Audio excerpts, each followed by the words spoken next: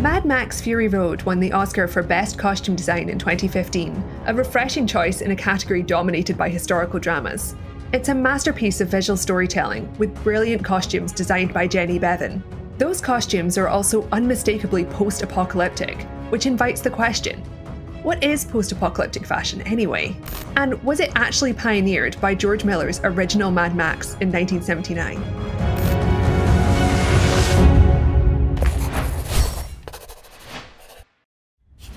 Hi there, I'm Gavia Baker-Whitelaw and this is Behind the Seams, where we decode the world of costume design. Today we're looking at a rare sequel that outshone its predecessors, Mad Max Fury Road. Let's do this!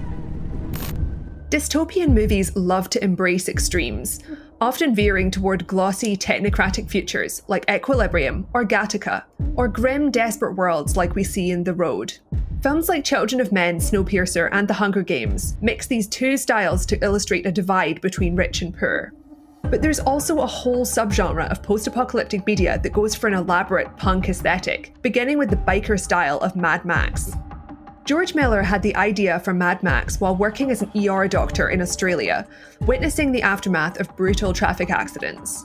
Miller combined this experience with the 1970s trend of biker movies and societal anxieties about the 1973 oil crisis. The result was a gritty action thriller about a feud between a highway cop and a biker gang set in rural Australia. Many of the stuntmen were real bikers, playing into the film's rugged, leather-clad style. New York gang movie The Warriors came out the same year, and Escape from New York came out 2 years later, drawing from American street fashions and cementing the image of a gritty, sexy dystopia full of gangsters and club kids. The second two Mad Max films upped the ante with more extreme S&M-inspired costumes in the 1980s, by which point this was an accepted style for apocalyptic movies.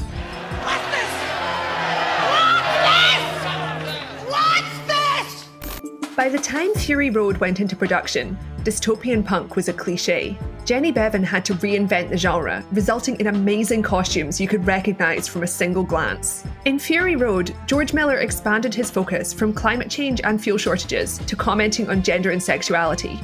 Charlize Theron's Furiosa is the hero, with Max barely recognisable from earlier movies. Furiosa's journey is a battle against Immortal Joe, a tyrant who keeps fertile young women as slaves. These women form the rest of the main cast, dressed very differently from other characters in the franchise. Now pick up what you can and run.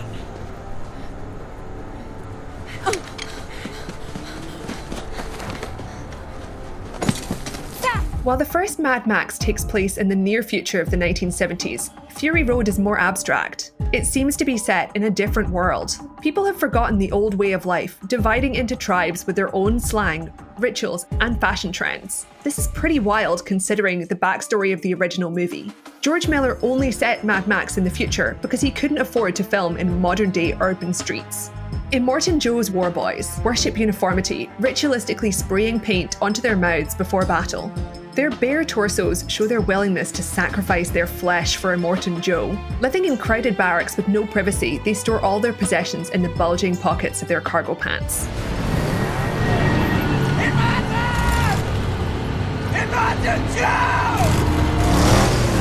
Joe's own costume is all about macho aggression, inspiring fear while disguising his physical frailty. Beneath a terrifying animal skull, his mask pumps air into his damaged lungs. His transparent armour gives the illusion of a ripped physique, with military medals pinned on top, a classic choice for dictators. Then there's his massive codpiece, signalling virility.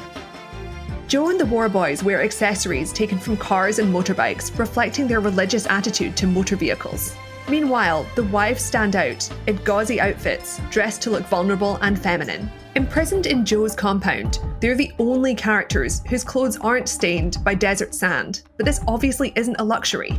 Clearly they're not dressing like this by choice. When they escape with Furiosa, their first act is to get rid of their chastity belts.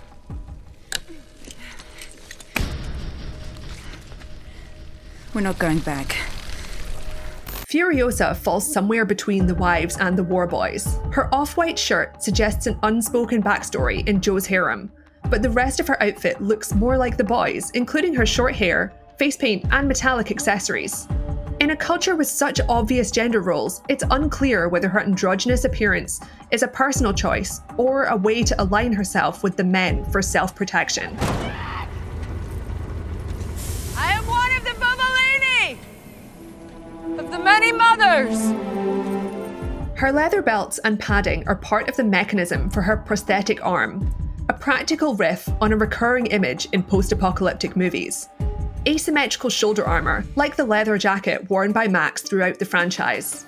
Max is still wearing a version of that old jacket, battered from years of use. His appearance and recasting are an interesting detail, because unlike most franchises, the Mad Max films don't have a distinct chronology. Fury Road appears to take place decades, maybe even centuries after the original film, and Max has a very different role, but he's still wearing the same outfit, like a mythic hero doomed to repeat the same horrors again and again. This surreal element just adds to the film's overall impact, where symbols and metaphors are more important than realism.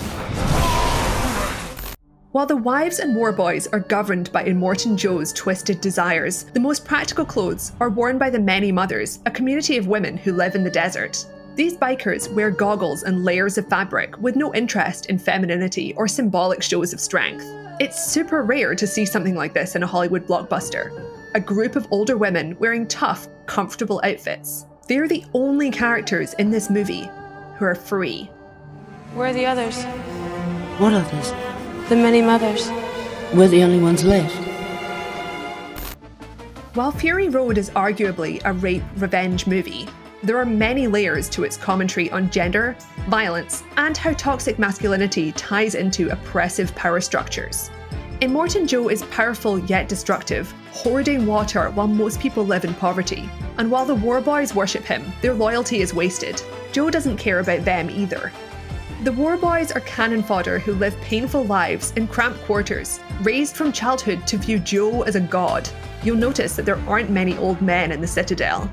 And while they're not sexualized like the wives, the war boys aren't comfortable or free like the many mothers either. So along with illustrating how toxic masculinity harms women, Fury Road shows how it harms men as well. Witness me! Witness! Witness!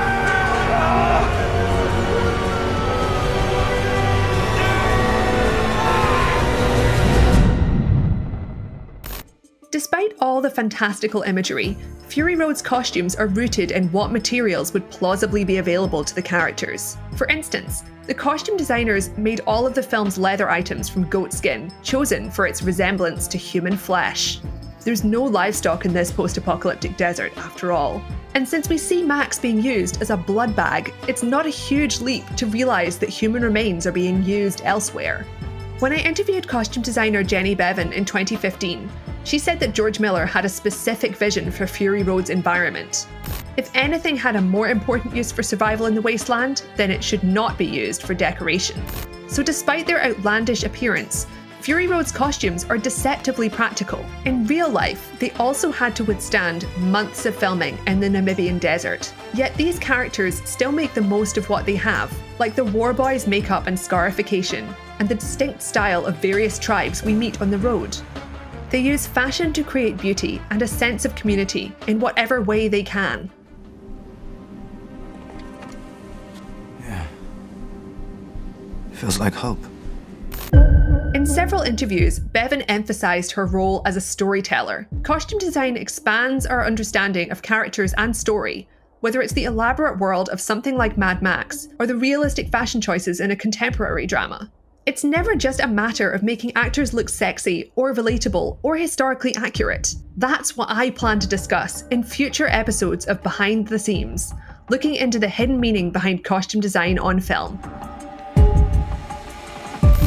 Thanks so much for watching this episode. Who's your favourite character in the Mad Max franchise, and what does their costume say about them? We look forward to hearing from you in the comments below. If you enjoyed this video, tapping the like button can help our channel grow. Be sure to subscribe and hit the notification bell so you'll never miss a future episode of Behind the Seams. And if you're new here, tap or click on these other episodes you might enjoy. Thanks for watching, and I'll see you in the next one.